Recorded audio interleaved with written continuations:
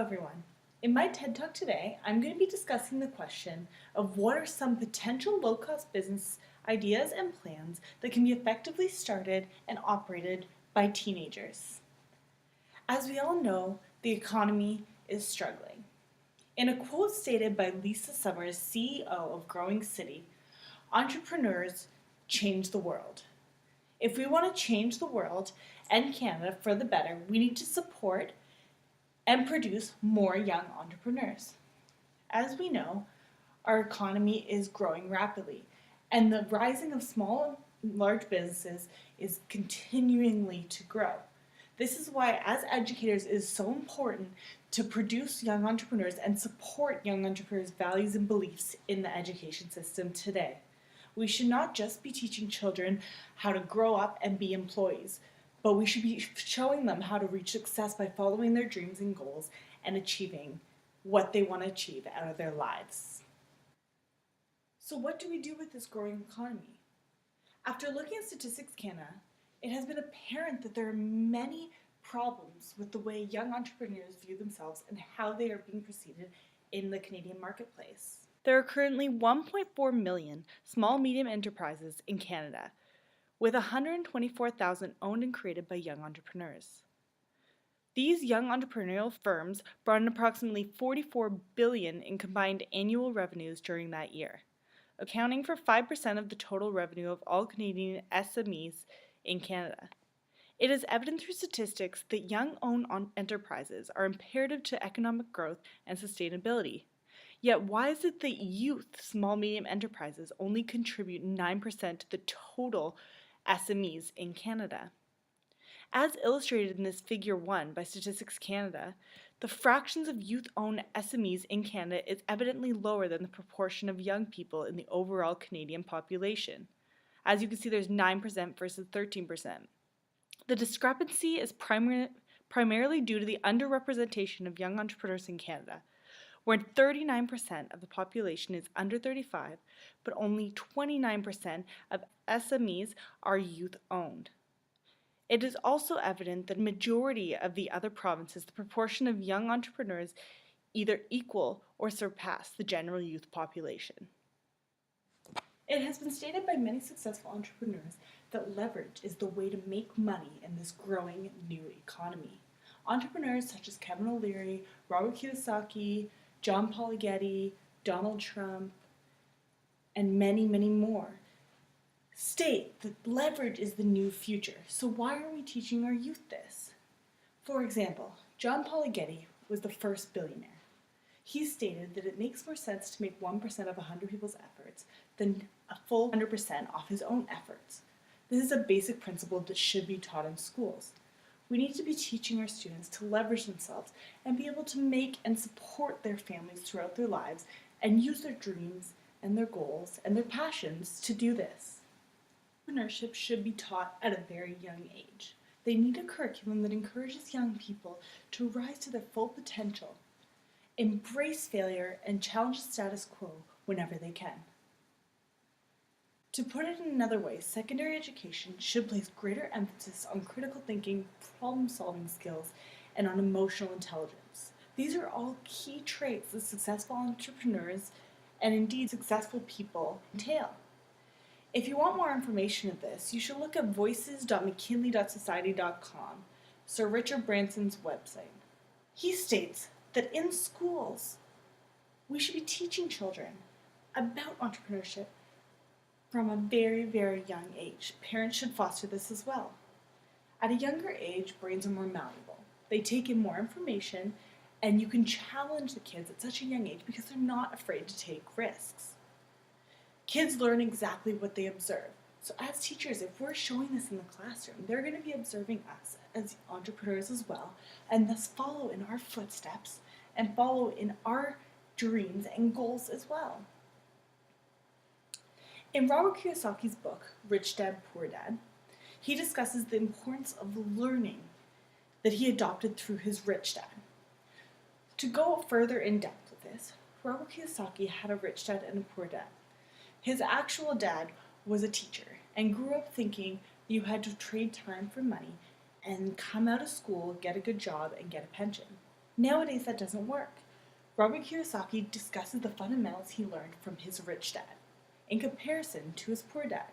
His rich dad was a mentor he adopted along the way, and it was actually a friend's father who taught him how to run a business, how to be successful, and how to leverage himself so that he could make money off something that he was so passionate about. And when Robert decided to retire, he'd have that income coming in whether he worked or not. Teaching kids is not just simply teaching them math, science, language, and so on. We need to be teaching them passion-based learning and focus on what they're interested in and how they're going to get a grasp on what they want their future to look like. Teaching kids about investments and passive income is the new future.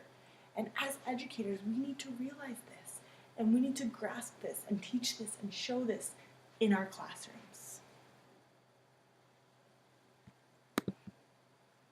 Why am I so passionate about this topic? I love entrepreneurship. I think it's amazing that we're teaching kids to follow their passions, follow their dreams, and be able to make a living off of that. I'm not focused on being a traditional teacher in the classroom.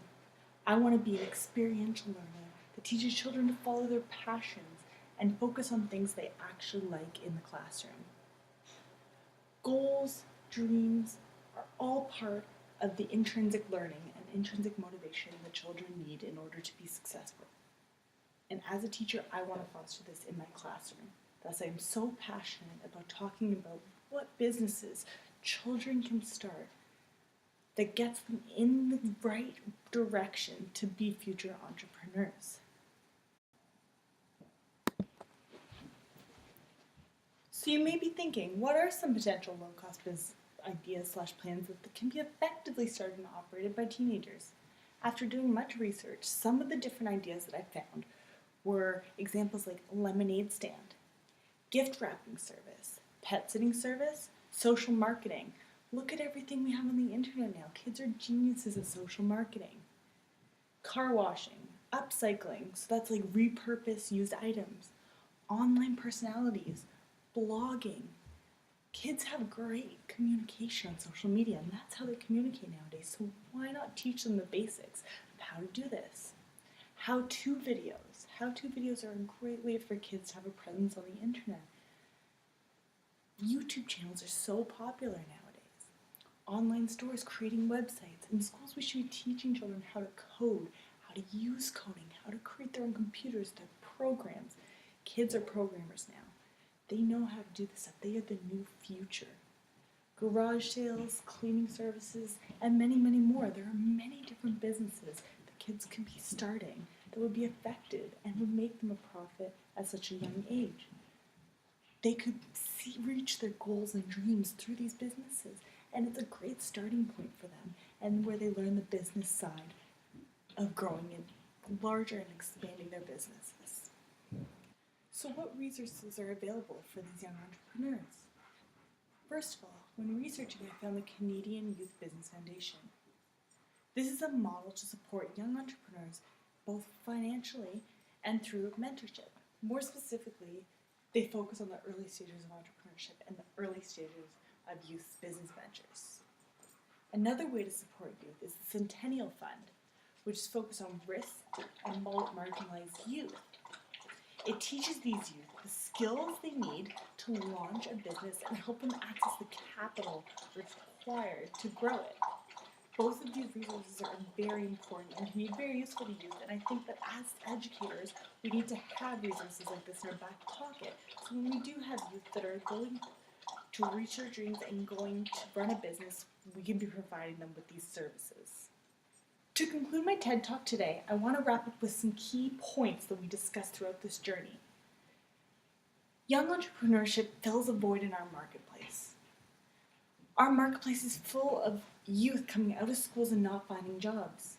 But why not be able to start something that they're passionate about and go into the workforce being the boss? Entrepreneurship creates a passive income for young people. Is leverage for them, and it provides them with all the necessities they need to be successful in life. As educators, it's about teaching children the mindset and telling them that they can do anything that they set their minds to and that they believe in themselves. We cannot be letting down children and just teaching them the basics such as math and English. We need to foster their passions and encourage them to take risks in the marketplace. Schools should be bringing in various entrepreneurs of all ages to talk to students and get students motivated about entrepreneurship. In conclusion, there has never been a greater opportunity to become part of the next entrepreneurial revolution.